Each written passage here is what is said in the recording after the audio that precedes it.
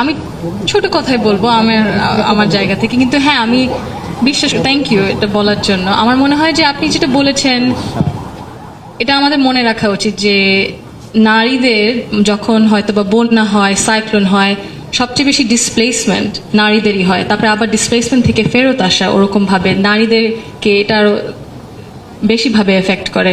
তারপরে ওনারা আরো এক্সপোজ থাকে to trafficking, to exploitation, to informal labour. তো আর আপনি যেটা বললেন যে স্যালিনিটি ওনাদের এই যে এফেক্ট করে অনেক, এটা বিশাল বড় একটা ব্যাপার। তো এই দিক থেকে অনেক ইন্ডিজিনাস কমিউনিটিজ আছে, বহু বছর ধরে, বহু যুগ ধরে ওনারা করে এসেছেন কাজ এই ক্লাইমেট চেঞ্জের দিক দিয়ে কিভাবে অ্যাডাপ্টেবল হতে।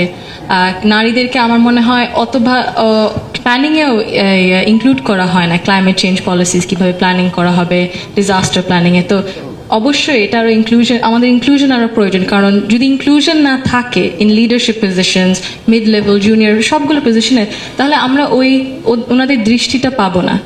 নারী হোক না হলে আদিবাসী হোক, যে কোনো ধর্মেরই হোক, আমাদের ওই রেপ্রেজেন্টেশনটা প্রয়োজন। তো আমি জানি না আপনারা যদি কিছু বলতে চান।